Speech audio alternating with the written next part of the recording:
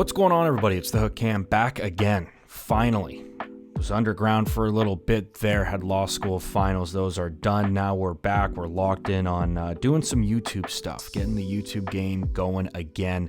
Fell off the planet there for a little bit. Obviously, I was pretty busy. However, every Tuesday, a quick plug for me and the boys. We're going live Tuesday at 5 o'clock Western time being Pacific time, learn how to talk, Cam, or 8 o'clock Eastern time.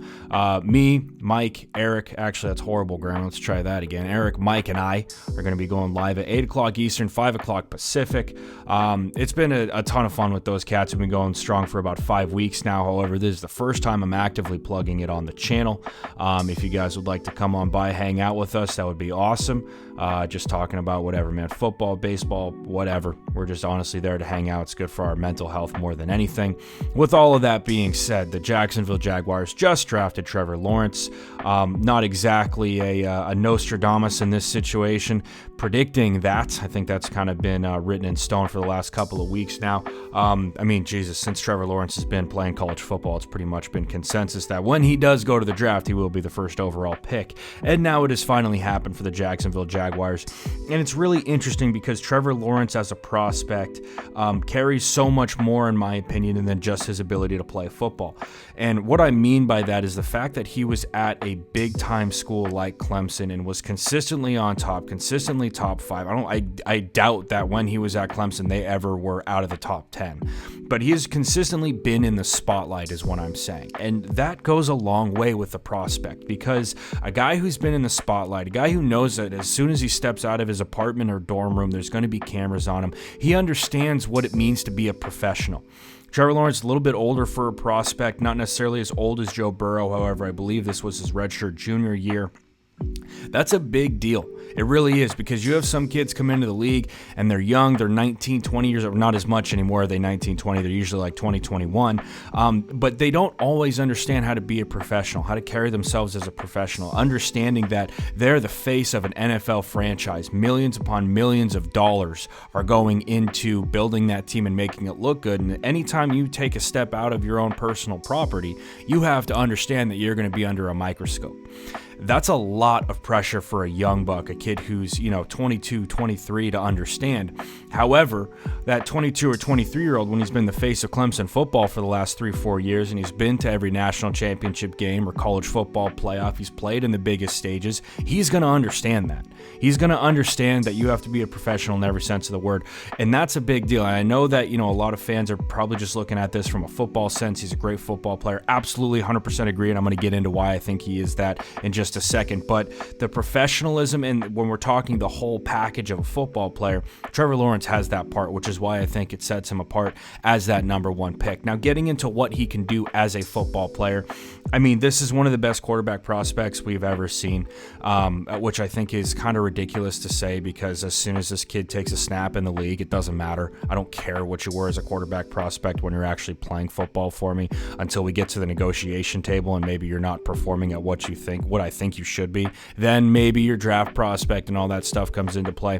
But honestly, before that and once you get on the field, it doesn't matter. And when we're talking about what Trevor Lawrence does well, this is like peak Trevor Lawrence right here. And it's really interesting to think about what Urban Meyer is going to do with this Urban Meyer and Darren Bevel, because that's their offensive coordinator, how they're going to kind of incorporate, what Darren Bevel did in Detroit and in Seattle, where it's a lot of play fakes, stretching the field, get guys open deep. That takes time to develop, though. You got to have the offensive line around him.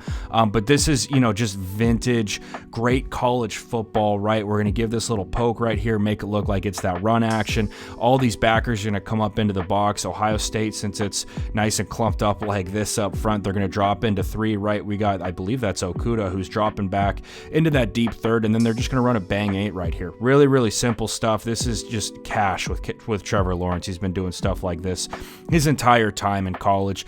He can run the football. He's a tough kid. I think that he's a team guy, which is kind of a ridiculous thing to say, but I do think it is a factor. His eyes and his upstairs is outstanding, and I know it's kind of tough to evaluate that because obviously I'm not in the shoes of whatever offensive coordinator he's playing for.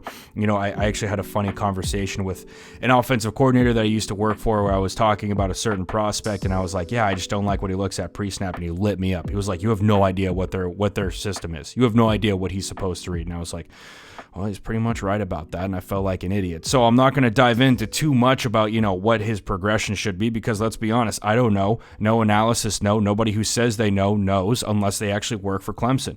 What I like about this play, though, when we're talking about his eyes, is the fact that he's looking off safeties and backers, right? He's looking at this side. They're got a switch concept going right here. It's going to pull this safety out of the way. It's going to have backers drop this way. It's just the natural way of these guys dropping into zone coverage. They're going to work back, and what that's going to do is it's going to open up space for his number 3 receiver right here. As his backer's dropping back into coverage, he's not necessarily trying to get out of the way. Depth is his friend. He should be working back this way. However, he can't see that. Lawrence snaps his head back to number 3, and he's able to pick up some big time yard. His ability upstairs to read defenses and all that stuff is outstanding. I mean, like I said, he's a professional in every sense of the word. That stuff takes time. It takes time in the film room. It takes time making mistakes and being on the practice field. I think Trevor Lawrence has every bit of that. The other thing that I think is outstanding about him is his mobility. He's a pretty mobile cat. We all saw that big run he had against Ohio State 2 years ago in the college football playoff.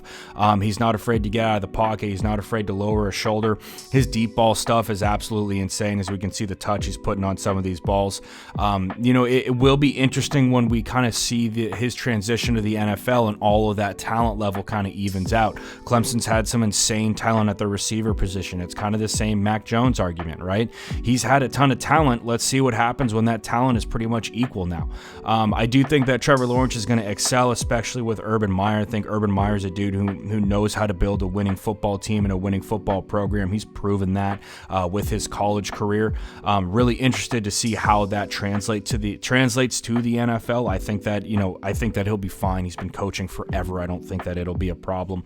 But it is something interesting to talk about. So all in all, it's the right pick for the Jaguars. It's the smart pick. I feel bad for my boy Gardner Minshew. I'm a big Minshew fan. Hopefully he can find success somewhere else. Hopefully they move him and he gets a shot to be a legitimate starter somewhere, because I think that everybody knew last year Jacksonville, not that they were going to tank, but they definitely weren't going to be it's tough to pass up a dude like Trevor Lawrence if that chance is there for you to go and pick your franchise guy. So that's clearly what the Jaguars think they have here. It's clearly what Urban Meyer is trying to bring to the table and trying to show this fan base and this organization.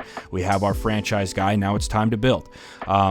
And I think that they have some pieces in place, and like I said, when you look at his receiving core with Laviska Shenault and Chris Connolly, there's some dudes there who they can build around, and it's going to be really interesting to see where they go from here.